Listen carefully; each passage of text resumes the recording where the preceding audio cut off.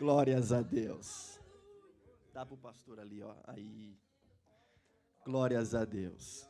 Meus amados, abra sua Bíblia comigo. Hebreus capítulo de número 11. Glórias a Deus. Hebreus capítulo de número 11.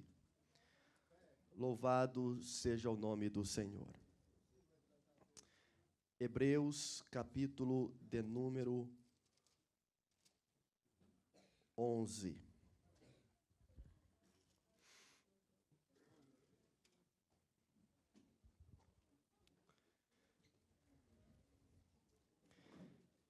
Amados, a partir do versículo de número 23. Hebreus capítulo 11, a partir do versículo de número 23. Quem achou, diga amém. Eu vou ler a partir do versículo 22, perdão, 23. Pela fé, Moisés, já nascido, foi escondido 3 meses por seus pais, porque viram que era um menino formoso e não temeram o mandamento do rei. Pela fé, Moisés, já sendo grande, recusou ser chamado filho da filha de Faraó, escolhendo antes ser maltratado com o povo de Deus do que por um pouco de tempo ter gozo do pecado, tendo por maiores riquezas o vitupério de Cristo do que os tesouros do Egito, porque tinha em vista a recompensa. Pela fé, deixou o Egito, não temendo a ira do rei, porque ficou firme, como vendo o invisível. Amém e amém. Irmãos, vocês já ouviram falar da seguinte expressão de uma composição de um hino de coautoria, onde 2 pessoas compõem a mesma canção? Pois é, essa mensagem tem uma coautoria. Essa semana eu estava falando com a minha irmã, que está ali no Brasil, falando acerca um pouco da Bíblia, precisamente sobre a história de Moisés. Ela mandou para mim um sermão que ela estava preparando para ministrar, e eu falei, que coisa tão bela. Eu brinquei com ela, já tem um sermão para sábado, mas não é o que eu vou ministrar, mas aprendi algumas coisas ali com ela. E hoje eu passei o dia aqui do lado, aqui, meditando, e Deus colocou uma palavra no meu coração, e enquanto eu estava sentado ali, eu estava remoendo algumas lições. Meus amados, nós não somos comuns. A nossa vida, ela é diferente. Você não é comum. A sua vida, ela é uma vida diferente. Não sei você, mas nós temos por obrigatoriedade ser diferente. Nós somos igreja.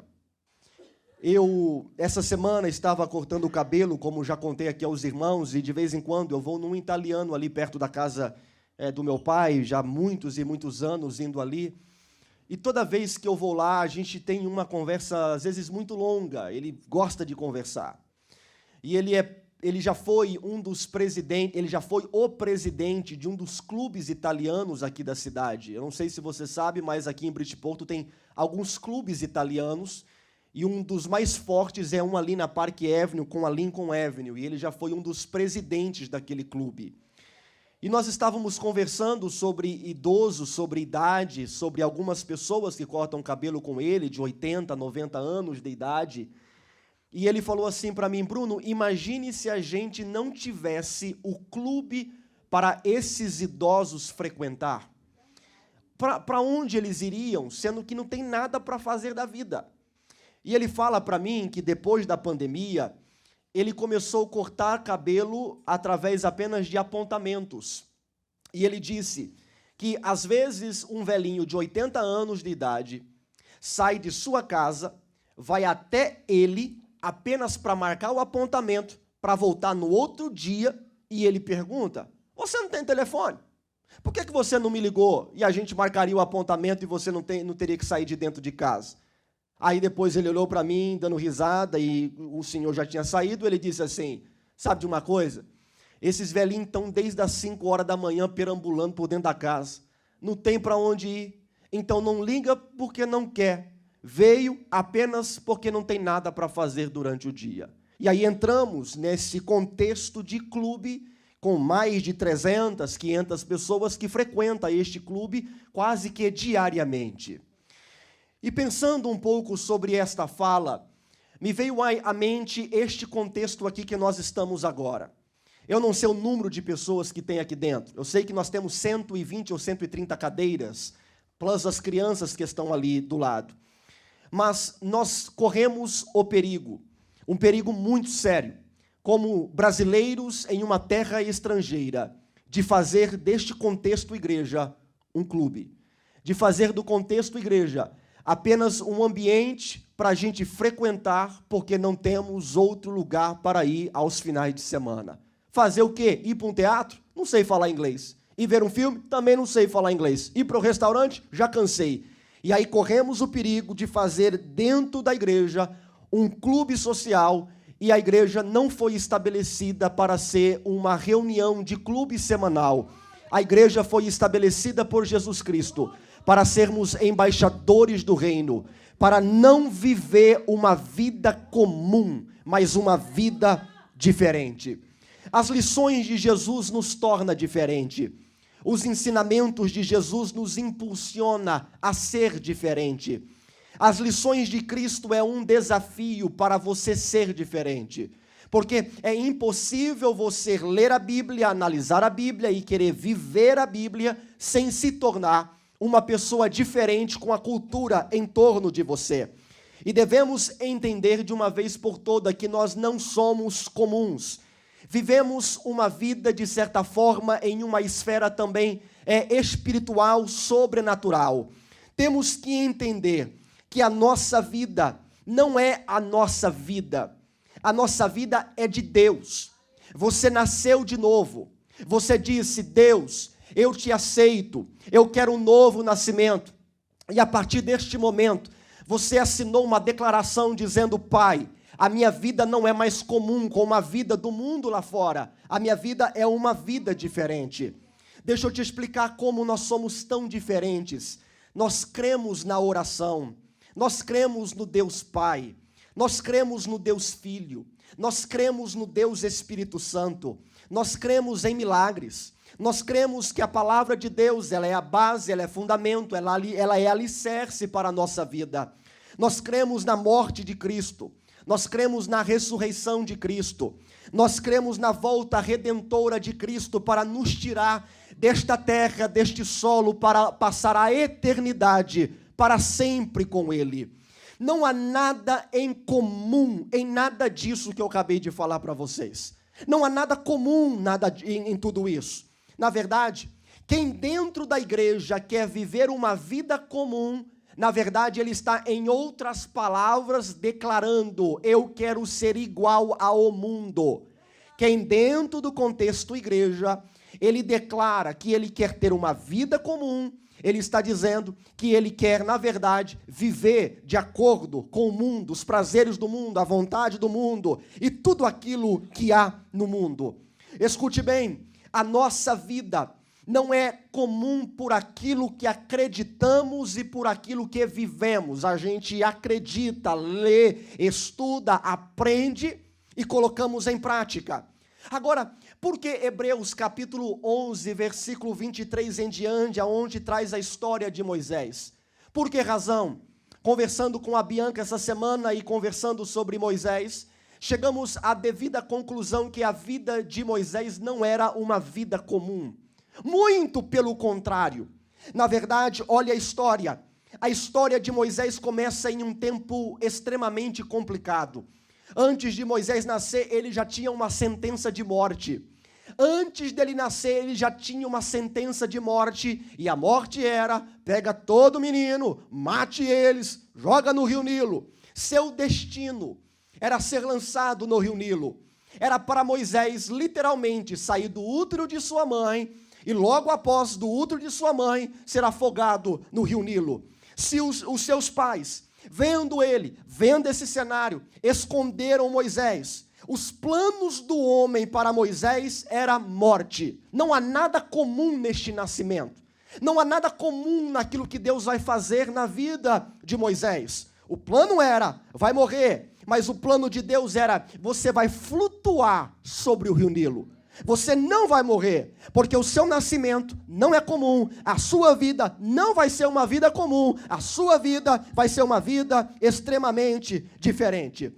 Deus quis, então, flutuando no rio Nilo, levar um menino aos braços da filha de Faraó. Irmãos, é só Deus que faz essas coisas. Se tivesse algum escritor de Hollywood para escrever algo tão rico assim, não teria capacidade para escrever aquilo que Deus faz em nossa vida, aquilo que Deus faz na vida de seus filhos. Então Deus quis pegar ele e levar ele aos braços da filha de Faraó. E Moisés, um hebreu, um menino, odiado pelos egípcios, tornou-se filho da filha de Faraó. Educado no Templo Sol, as mais belas e mais ricas universidades de sua época. Agora, percebeu algo estranho nessa história de Moisés? A sua vida não era comum. A sua vida tinha um toque de sobrenatural. A sua vida tinha um toque de, esse menino aí tem algo diferente na vida dele. Este menino tem algo de extraordinário que Deus poderá fazer na vida dele no futuro. Deixa eu falar algo para você. Nós não somos acidentes de um percurso. Nós não somos produtos de um laboratório científico. Quando os seus pais, vocês já são grandes, eu posso explicar, vocês entendem? Quando os seus pais tiveram relação para lhe conceber, para você ser gerado, na mente de Deus não era uma semente jogada e nasça qualquer um. Na mente de Deus era diferente. Eu quero esta pessoa. Eu tenho um propósito para essa menina. Eu tenho um propósito para este menino. Eu tenho um propósito dele ser um pastor. Eu tenho um propósito dela ser uma missionária, uma cantora. O propósito de Deus são ricos, são lindos, inefáveis à mente humana. O seu nascimento também não é algo comum. O que é comum? Deixa eu te explicar o que é comum. Comum numa cultura filosófica do mundo de hoje é mais ou menos assim. Você nasce, aprende a andar, estuda, trabalha, tem filhos, aposenta e morre. Isso é comum. Isso é para todos os seres viventes debaixo do sol. Isso é o comum. Agora, o que é, pastor? Viver uma vida que não faz parte do comum que Deus designou a todos nós. Deixa eu te explicar. Esta vida é viver a vida de Deus. Deixa eu te explicar melhor. A minha vida não é mais minha. Eu não mando mais em mim. Eu quero carregar a minha cruz. Eu quero viver o evangelho de Cristo. E aí, a gente canta aquele hino da harpa, e agora eu quero ver se você realmente canta com o coração. Se pro deserto tu me mandar, eu irei. Isso é a vida de alguém que está dizendo, Pai, não é a minha vida. Eu não quero esta vida comum. Escute as palavras de Deus a Jeremias. Deus disse assim a Jeremias, antes mesmo de te formar no ventre materno, eu te escolhi. Antes que viesse ao mundo, eu te separei e te designei para a missão de profeta para as nações. Salmo 22, versículo 10. Desde o meu nascimento fui consagrado a ti. Desde o ventre de minha mãe, tu és o meu Deus. Isaías 49, versículo 1. O Senhor me chamou desde o ventre. Desde as entranhas da minha mãe fez menção do meu nome. Ele já sabia o seu nome antes da sua mãe saber o seu próprio nome. Gálatas capítulo 1, versículo 5, Paulo dizendo, ele diz assim, mas aprouve a Deus, que desde o ventre de minha mãe me separou e me chamou pela sua graça. Salmo 71, versículo de número 6 diz assim, por ti tenho sido sustentado desde o ventre. Tu és aquele que me tiraste das entranhas de minha mãe, e o meu louvor será para ti constantemente. O que é isso? Isso é um motivo de você se alegrar e dizer: Deus, eu vou te louvar continuamente porque eu não sou comum. O Senhor me chamou antes de eu nascer, aleluia. Antes de eu ser gerado do ventre de minha mãe, o Senhor me chamou. Das entranhas de minha mãe, o Senhor me separou. E por isso eu vou te louvar continuamente. Moisés, Deus, Ele não apenas te chamou, Deus, Ele te preservou para este tempo. Deus te preservou para esta época. Escute o que eu vou lhe falar nesta noite. Deus te preservou com vida hoje, sabe para quê? Não é para você viver uma vida comum, é para você viver a vontade de Deus neste tempo, nesta época, nesta ocasião. Paulo serviu a Deus ao seu tempo. Pedro serviu a Deus ao seu tempo. André serviu a Deus ao seu tempo. Martinho Lutero serviu a Deus ao seu tempo. Charles Spurgeon serviu a Deus ao seu tempo. Os pastores assembleanos do passado serviram a Deus ao seu tempo. E hoje eles não estão mais conosco. Mas isso não simboliza que a esfera da glória de Deus foi embora e não há mais nada para Deus fazer no solo da terra. Existe sim algo para Deus fazer. Por que razão? Porque eu estou aqui e você está aqui e você não é comum. Você foi chamado para esta época, para este tempo, para esta ocasião. Agora, nada comum. Para fazer a história mais complexa ainda, para fazer a história mais estranha ainda, Moisés, ele vai crescer e Moisés vai matar um egípcio. Assim às vezes é a nossa vida. Fases de rebeldia, fases de fazer aquilo que é de acordo com o nosso braço, fases de olhar para Deus e dizer: Deus, eu faço aquilo que eu quero. É a fase da vida de olhar para Deus e dizer: Deus, olha, é o seguinte, Deus, eu sei como guiar a minha vida, eu sei como resolver a parada, eu sei, Deus. E aí você tenta, e Deus está dizendo: você não é comum, e como você não é comum, significa que não é a força do seu braço, é eu e você, mas vai batendo cabeça, até você aprender, e se entregar por completo a mim. Então vai lá, Moisés, e Moisés vai lá, mata um egípcio. Anos passaram, Moisés está vivendo agora a fase mais comum de sua vida. Qual é a fase mais comum da vida de Moisés? É a fase onde ele está cuidando de ovelhas. Diz a Bíblia que ele está pastoreando as ovelhas do sogro. Tudo comum, comum. Ele está, se tem sogro, tem esposa. Ele está com uma esposa totalmente comum, fazendo algo comum, com família, com o sogro, com animais. Mas Deus olhando do céu e Deus está dizendo assim: Moisés, eu não te chamei para viver uma vida comum. Eu tenho outras coisas para você. Eu tenho algumas coisinhas que você ainda não entendeu, Moisés. Você está querendo viver esta vida comum, você está lutando por ela, correndo atrás dela, querendo viver ela. E somos como Moisés, cometemos erros. Até aí, tudo comum. Queremos viver a nossa vidinha, até aí, tudo comum. Queremos, na verdade, viver sossegado, em paz, tranquilo. Deus, não me perturbe, porque a vida está boa, está tranquila. O sofá da minha casa é confortável demais, Deus. A minha televisão é 4K, tenho todos os tipos de seriado, está tudo muito bem. Eu quero apenas criar os meus animais, os meus filhos, jogar tinta na parede, passar o vecchio, e está tudo sossegado. Até aí, tudo comum, tudo normal. Mas aí Deus olhando para Moisés dizendo assim: você não nasceu. Eu não fiz tudo aquilo na tua vida para você chegar nessa esfera e ficar estagnado, sem entender que eu tenho muita coisa para fazer ainda na tua vida. Aí Moisés está lá cuidando das ovelhas e de repente ele vê uma sarça.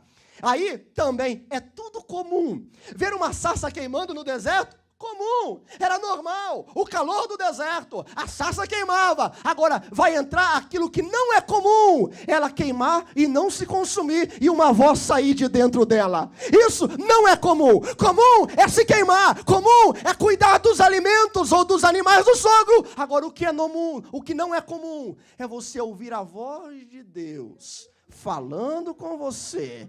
Eu não quero você estagnado nesta fase ou estado espiritual que você encontra. Eu quero que você avance, porque você não nasceu. Eu não te chamei desde o ventre da tua mãe para você ficar parado, para você ficar apático. Eu te chamei desde o ventre da sua mãe para você entender que eu tenho um propósito na tua vida, que eu tenho algo para fazer na tua existência, que eu tenho desejos, propósitos para fazer em tua vida. Então escute, cuidado com a fase de ficar acomodado e estagnado, porque aquela fase é aquela fase que a gente acha, aqui acabou, e Deus está dizendo, não acabou. Deus falou comigo ali sentado, eu entrei em lágrimas. Eu falei assim, Deus, não me deixe entrar numa esfera comum. Sabe, comum, vivendo uma vida robótica, é isso. Não, Deus, eu quero o teu sobrenatural na minha existência. Eu quero ver o teu agir na minha vida. Eu não quero criar os meus filhos, aposentar e ficar tudo tranquilo, não. Eu quero ver o teu sobrenatural na minha vida. E o que é isso, irmão? Pastor, o senhor está dizendo que eu tenho que levantar e ir lá para a China pregar? Não! Eu estou dizendo que você pode viver o sobrenatural de Deus na tua vida diária. Comum é o mundo lá fora. Nós não. Nós nascemos de novo para ter um relacionamento com Jesus. Comum é não ter Cristo. Agora, aquilo que é sobrenatural é você acordar de manhã e entender que você é diferente. Você tem Deus dentro de você. Você tem um Espírito Santo dentro de você. Aleluia. Você carrega a luz do Evangelho. Aleluia! Agora vamos lá, eu não quero alongar muito. A vida comum vai apertar, porque vai apertar. A vida comum consiste-se nos bens que o homem possui. A vida comum consiste-se nos bens que o homem possui. É chegar ao fim de seus dias, contando as moedinhas de sua aposentadoria, contando os seus feitos, os seus carros, as suas casas, os seus bois, as suas terras, e contando os seus bens e os seus feitos. A vida comum é baseado naquilo que você adquiriu ao longo do tempo. Aí chega Jesus Cristo, não fique bravo comigo, porque quem foi que disse foi Jesus Cristo. Lucas capítulo 12, versículo 15, ele fala assim, a vida do homem não consiste na abundância de bens que ele possui. A vida do homem não se baseia naquilo que você tem. A vida do homem não se baseia naquilo que você vai ter nos últimos dias de sua vida. Porque, posso ser realista, você vai morrer e você não vai levar nada. Até a roupa sua talvez vai ser emprestada, porque meu irmão morreu com a minha roupa. Nada você vai levar. Agora, você não é comum. Você foi chamado, escute isso. Você foi chamado para buscar a Deus. Eu vou te explicar, mas eu vou repetir. Você foi chamado para buscar a Deus. Atos, capítulo 17, versículo 26 e 27 diz assim, olha, preste bem atenção naquilo que eu vou ler. De um só fez ele todos os povos, para que povoassem toda a terra, tendo determinado os tempos anteriormente estabelecidos e os lugares exatos que deveriam habitar. Calma, vou ler de novo. De um só, ele fez todos os povos, para que povoassem a terra, tendo determinado os tempos anteriormente estabelecidos e os lugares exatos que deveriam habitar. Lá, aqui, acolá.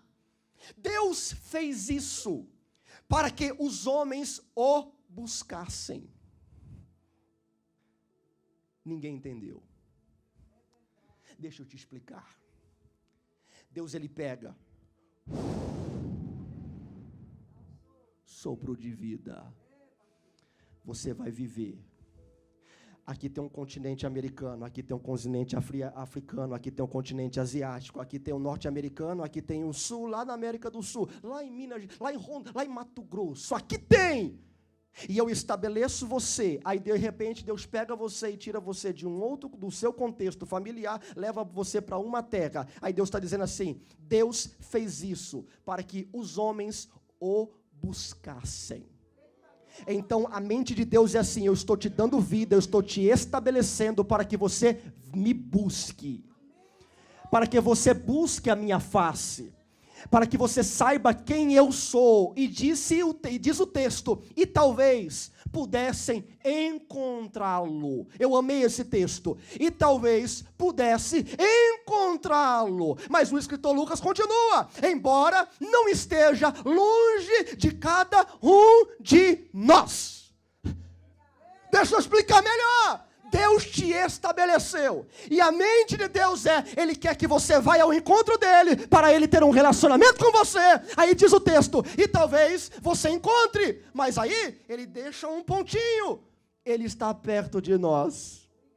É por isso que eu perguntei se você sentiu Ele, porque num contexto, às vezes, igreja, numa esfera popular, para a gente entender, Deus Ele faz assim dentro de um culto, na sua frente, do seu lado, do outro lado, atrás de você, e você não vê nada, e você não sente nada.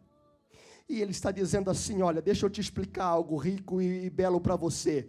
Ele não está longe de nós, Ele está muito perto de nós. Aleluia, aleluia. É por isso que eu venho falar: Deus não está longe de você, Deus está perto de você. O problema é que às vezes você não busca a sua face, você não deseja Ele, você não corre atrás dEle, você não vai ao encontro dEle, mas Ele está dizendo: eu estou pertinho de você. Aleluia, aleluia. Marcos capítulo 12, versículo 30, vai apertar.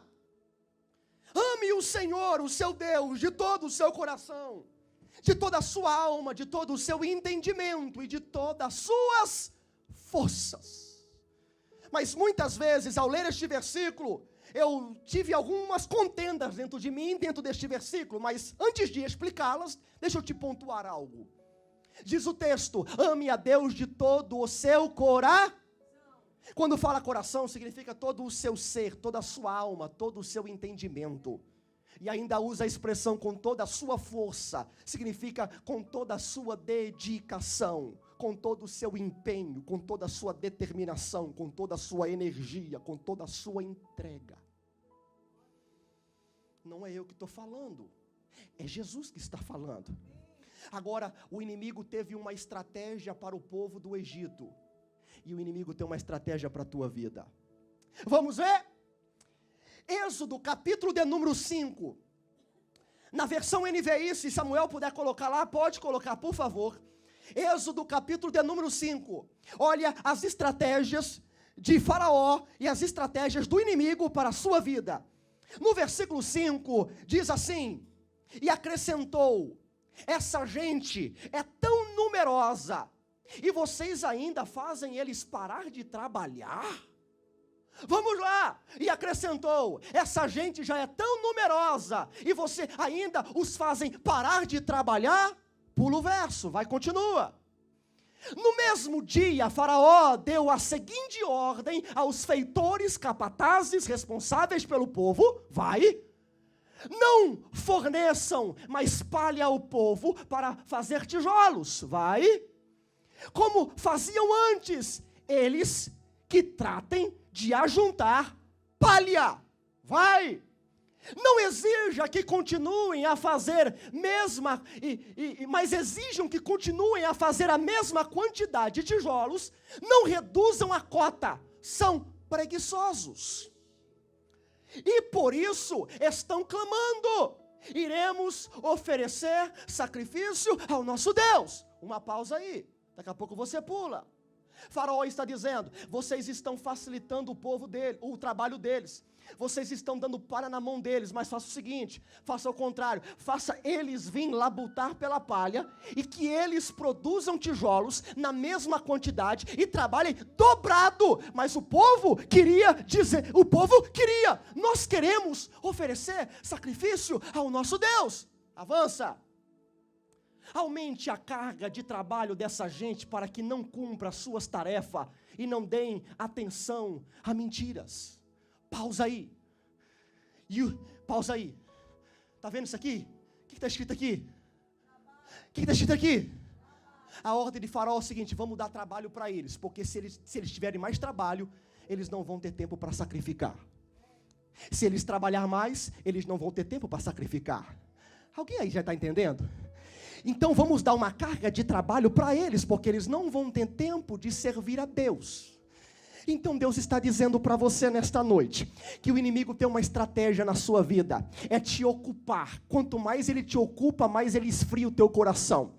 Quanto mais a sua rotina é uma rotina louca, das 6 da manhã às 10 da noite, correndo para lá e para cá, significa que o faraó deste mundo, que simboliza Satanás, está ocupando o seu tempo e o seu coração vai esfriando. Aí você não tem tempo mais para sacrificar a Deus, com desculpa a minha vida é muito corrida.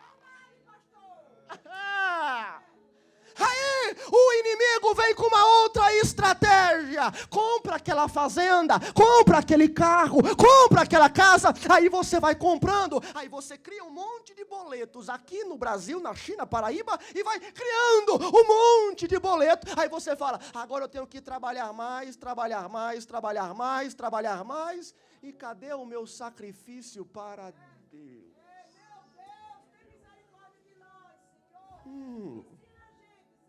Então lá vai.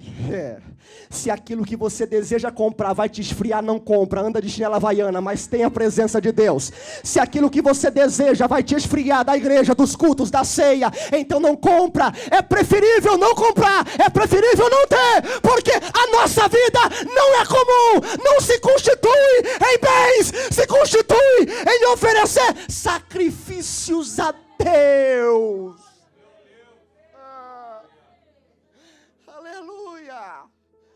Se aquilo, porque nós, escute isso, nós temos a habilidade, irmão Hernani, nós temos a habilidade, irmão Geraldo, de receber as bênçãos de Deus. Vou colocar um exemplo, uma terra. Aí Deus me dá uma terra, aí a gente conta o testemunho na igreja daquilo que Deus me deu, a terra, a casa. Aí a gente se alegra e todos os irmãos, yes, que bênção. A gente entra de cabeça na bênção e a gente se perde na bênção. E Deus está dizendo: a sua vida não é sua. Você nasceu de novo. E tudo aquilo que te atrapalha virou um Deus para você. E eu não divido a minha glória com ninguém. Ou sou eu, ou sou eu, ou sou eu, ou só eu, ou sou... E acabou. Então nesta noite é uma noite de fazer uma reavaliação e colocar aquela palavra renúncia dentro de nós. Pai, eu não quero terra, não quero casa, não quero isso, não quero aquilo. O que eu quero é a tua presença dentro de minha vida. O que eu quero é viver o sobrenatural seu em minha vida, em minha existência. Por quê? Que Deus exigia um dia semanal. Guarda o sábado. Por que Deus exigiu isso? Por quê? Para descansar. Para que você possa se deliciar e deitar na presença dEle e desfrutar. Sentar com seus filhos e contar as bênçãos. Quando fala contar as bênçãos, é contar as vitórias no meio das provas. E posso falar uma coisa para você? Deus não mudou. Deus ainda quer o seu tempo, porque para servir a Deus exige tempo, até para orar se exige tempo. E um sábio dizia: ore quando você estiver tranquilo mentalmente e fisicamente, porque tem gente que só consegue dizer good night a Deus, porque o corpo já não permite mais nada. E Deus está dizendo: eu não quero o seu resto, eu quero o seu inteiro, eu quero as primícias, porque nós não somos um clube em Bridgeporto, nós não somos um grupo em Bridgeporto com colônia de Nagataki, colônia de Warabé, nós somos uma igreja estabelecida por Deus nessa cidade para ser a diferença e para brilhar a glória do Nazareno Cristo Jesus. Tem um hino americano que fala assim: Deus, me dê a visão de uma pomba. Eu quero visão de uma pomba. Eu quero uma visão de uma pomba. E isso me intrigou. E aí eu fui dando uma pesquisada hoje à tarde. O próprio Salomão, ele fala e ele compara uma mulher com uma visão de uma pomba. Agora, por que devemos ter uma visão de uma pomba? Porque a visão de uma pomba não é multifocal. Exemplo, ela não consegue focar em várias localidades ao mesmo tempo. Se ela está olhando para aquele pão, é para aquele pão, é assim, ó. Ela não consegue olhar para aquele pão e saber que ali tem um pano, ali tem uma uva, ali tem isso. Ela não tem várias direções na sua visão. Você tem que ser uma pomba. E aquilo que você está olhando tem que ser Jesus. Nada mais em volta de você. Jesus, Jesus, Jesus. De manhã Jesus, à tarde Jesus. O que eu quero é Jesus. Eu preciso de Jesus. Nada além de Jesus. Jesus é tudo para mim. Jesus é tudo para mim. E Jesus é tudo para mim. Mas aí, para a gente encerrar, eu tinha um pensamento assim, irmão Marcelo, Deus é egocêntrico.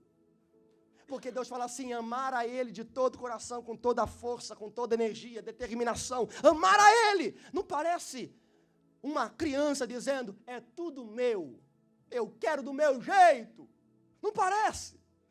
É Deus dizendo assim, mas não parece que Deus prega tanto sobre compartilhar, ajudar o próximo. Aí Ele vem com uma palavra, com o evangelho, dizendo assim, não, é tudo meu. É tudo do meu jeito. Eu quero que você viva a minha vida. Deixa eu tentar te explicar. Quem aqui se lembra de sua mãe ou papai, que na sua época de adolescente, a sua mãe dizia assim para você, um dia quando você crescer você vai entender. Quem aqui já ouviu essa expressão? Olha lá. Aí, quem aqui já chegou à seguinte conclusão, mamãe estava certa. Quem aqui? Quem aqui? Quem aqui? Quem aqui? Assim é Deus. Deus está olhando para você e fala assim, eu sei como que é coração, órgão, mente, sentimento, ego, pecado, raiz. Eu sei tudo de você. E eu não quero que você chegue no fim dos seus dias amargurado e dizia, Deus tinha razão e eu falhei. Não. Ele quer que você chegue no fim dos seus dias dizendo, agradeço a Ti, porque eu confiei em Ti. E valeu a pena. Para de ser um filho teimoso, rabugento. Para de ser um juvenil dizendo assim, Deus, eu não gosto do jeito de mamãe e de papai. Eu não gosto! Irmão, meu pai está aqui do meu lado. A gente estava rindo esses dias, lembrando lá em casa, que quando a gente era criança era mais ou menos assim. Quando um bagunçava dentro da igreja, todo mundo apanhava. Era assim. Aí chegávamos em casa, meu irmão olhava para mim, hoje só tem eu aqui, Carolina não está. Aí eu olhava para Carol, olhava para o Mateus, para a Bianca, eles diziam, coloca 3, 4 calças, porque vamos apanhar hoje. Era uma combinação. Era assim. E a gente dizia, o pai não sabe. Hoje a gente olha para trás e fala assim, hoje eu entendo. Deus sabe como guiar a sua vida. E quando Ele fala para você amar Ele, não é porque o seu amor a Ele vai alterar quem Ele é. O seu amor a Ele, irmão Marcelo, não vai alterar Deus, mas vai alterar em você. O efeito não vai ser em Deus, porque Deus não vai diminuir a sua glória se você amar Ele menos. Se você amar a Deus mais, não vai aumentar a sua glória. A sua adoração não cria mais anjos, mais seres. A sua adoração, em outras palavras, não altera nada em quem Ele é, porque Ele é imutável. Deus não muda. Mas o seu amor muda você. Aleluia. O seu amor para com Deus muda você. É uma entrega a Deus. Amar a Deus é deixar de ter uma vida comum e dizer, nascido de novo. Aí Nicodemos pergunta, como pode um homem sendo velho nascer de novo? Quem é nascido da carne é carne, do espírito é espírito. Você sabe, amar a Deus é literalmente dizer, Deus, tudo é teu. Tudo é teu.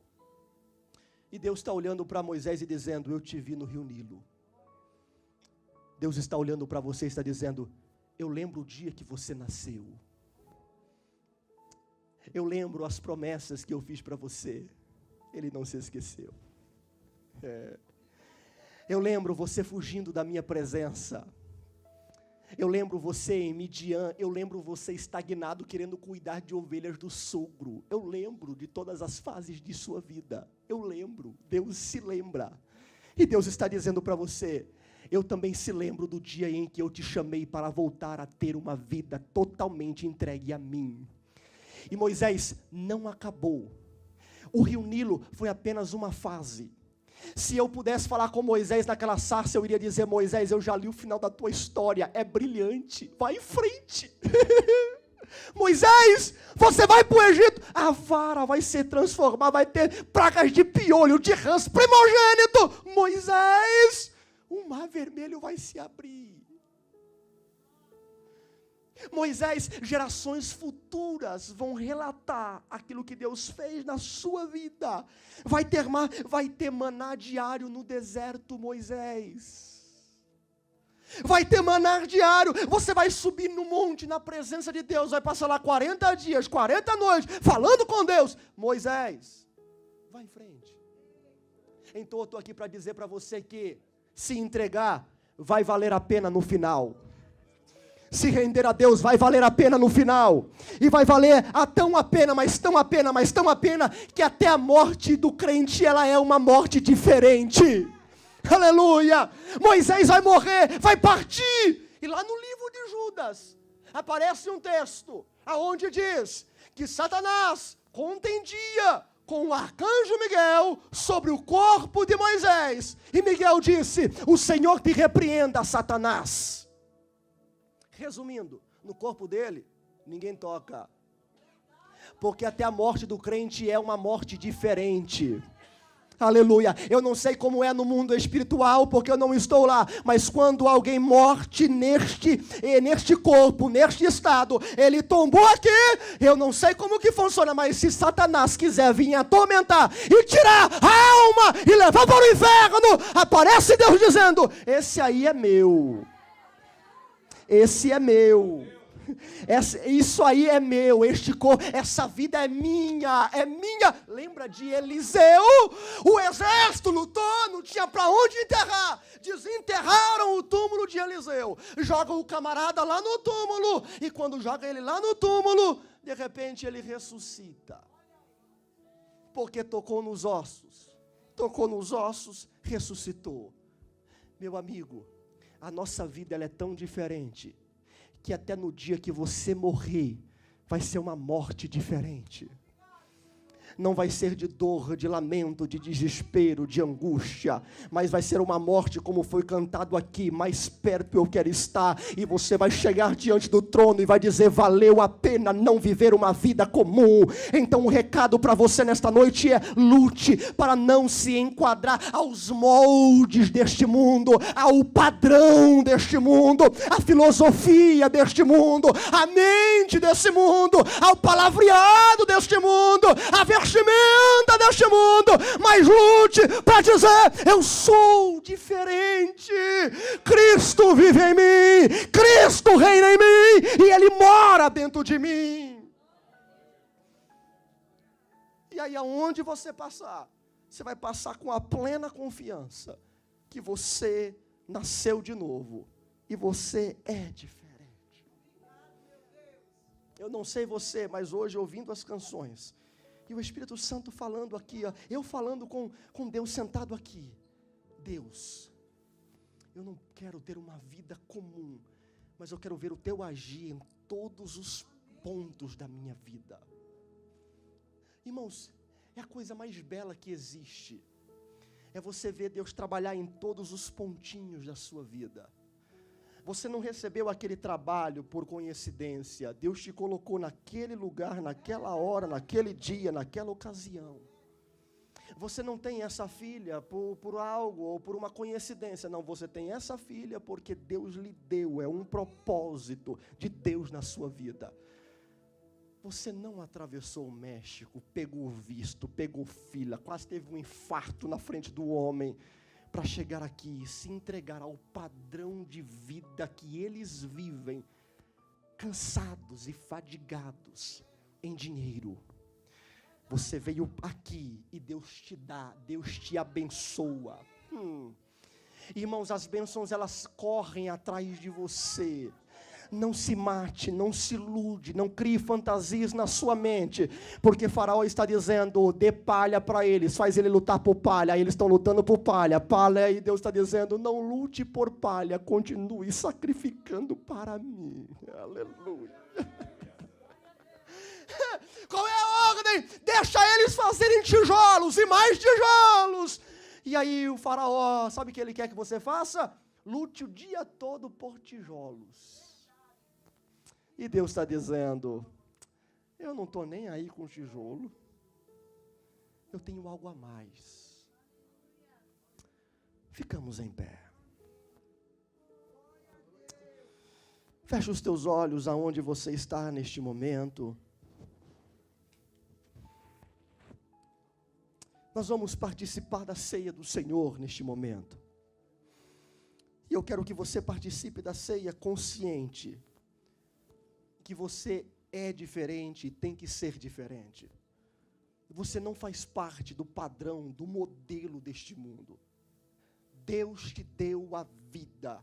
E talvez você está estagnado em um deserto espiritual. E Deus está dizendo para você, a sarça hoje está queimando a teu favor. E eu estou dizendo, tira a sandália dos teus pés, porque o lugar agora que você pisa é santo. E aquilo que eu vou fazer na tua vida é grande, mas mude hoje, mude hoje, mude hoje, mude hoje, mude hoje.